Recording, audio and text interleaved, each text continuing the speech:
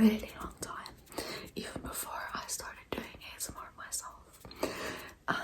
I know that she's been struggling so much the past while, and she finally posted a video saying that she's undergoing some surgery and some medical stuff, and she posted this beautiful message on her channel today in the community post, just talking about body positivity and how important it actually is to love your body the way it is. And I highly encourage you to check it out. I will link her down below in the description. But the message was just so beautiful to me, and I just want to say that I'm so happy that Karina is doing better. The things that she's been through these past few years, it breaks my heart to read about, and I really saw it in her, and it's so amazing to see that she's doing better. And she posted this photo with a massive smile on her face, and it put a smile in my heart, and I'm so happy. Okay, so today I'm doing something a little bit different.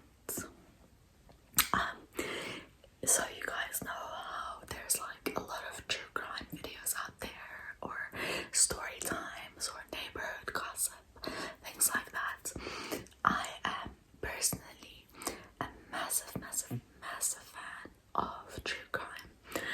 For a while, it's been the only ASMR that I could watch to fall asleep, but it started to give me nightmares, so I had to stop watching it before bed.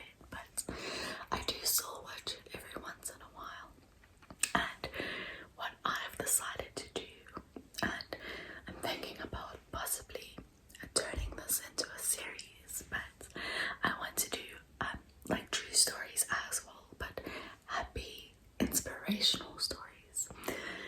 So I've also seen videos of people doing like kiddie stories, like they would read kiddies books, which is also nice, but I don't find it as captivating or as interesting as true crime. And I really think it's that part of true crime that normally helps me fall asleep. It's just how how gluing the story is. Like you have to listen to it, you just can't stop listening. So I want to try and do that same type of thing, but with a happy inspirational story. So hopefully it won't be as gruesome and scary as true crime or scary stories. So the story I'm going to be telling you today is about this girl named Malala. I actually have her book. It's called I Am Malala, and it's about a girl who got shot by the Taliban for standing up for education. So very inspiring, and of course I want to start the series off with some girl power. So I'm gonna be doing it as a voiceover, and while I do that I have some other fun sounds for you guys. But please let me know down below if you like this, if you think this is a nice idea for a series, because I have a lot more stories like this that I'd like to share with you, and it's something that you can watch, but you can also just listen to it. So you can put your phone down, put the light away, just lie down on your pillow, make sure you're very comfy, and then just listen to the story. Alright, so let's get started. A direct quote from Malala. I tell my story not because it is unique, but because it is the story of many girls. In 1997, Malala was born in Mingaru, Pakistan on the 12th of July. Welcoming a baby girl is not always cause for celebration in Pakistan, but Malala's father was determined to give her every opportunity that a boy would have. Malala's father was a teacher and ran a girls' school in their village. Malala loved school, but every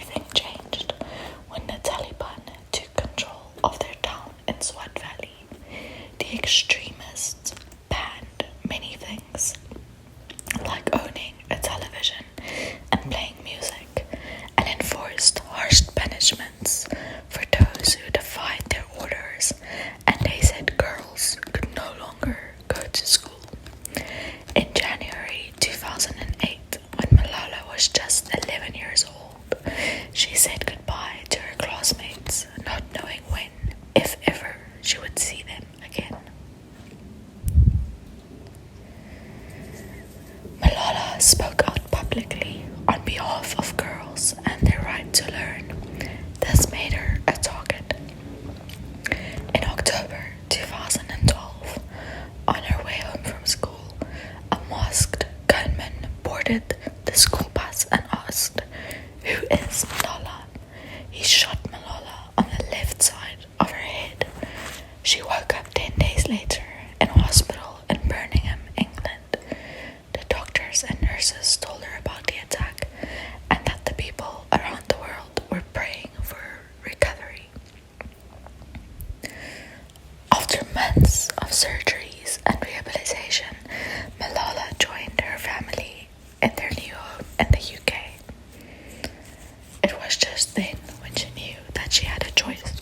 She could live a quiet life, or she could make the most of this new life she had been given. She was determined to continue her fight until every girl could go to school. With Malala's father, who had always been her ally and inspiration, she established the Malala Fund, a charity dedicated to giving every girl an opportunity to achieve a future she chooses. In recognition of their work, she received the Nobel Prize in December 2014 and became the youngest ever person to win this prize. She began studying philosophy, politics, and economics at the University of Oxford. Every day she ensures to fight that all girls can receive 12 years of free, safe, quality education. Malala travels to many countries to meet girls fighting poverty, wars, child marriage, and gender discrimination to go to school. The Malala Fund is working so that their stories, just like hers, can be heard all around the world. She invests in developing country educators and activists like her father through the Malala Fund's Education Champion Network, and she holds leaders accountable for their promises to girls. In 2020, Malala graduated from Oxford University. She will always treasure her time at Lady Margaret Hall, the lecturers' club meetings, balls, and late nights. Some spent finishing papers, some just chatting to friends in her dorm. Although a global pandemic meant she spent her final months as a university student in her parents' house, she is grateful that she was able to complete her education. After taking time to relax, she is more dedicated than ever to fight for girls. With more than 150 million girls out of school today, there is more work to be done. She hopes that everyone will join her fight for education and equality. Together, we can create a world where all girls can learn and lead. So this is the inspirational story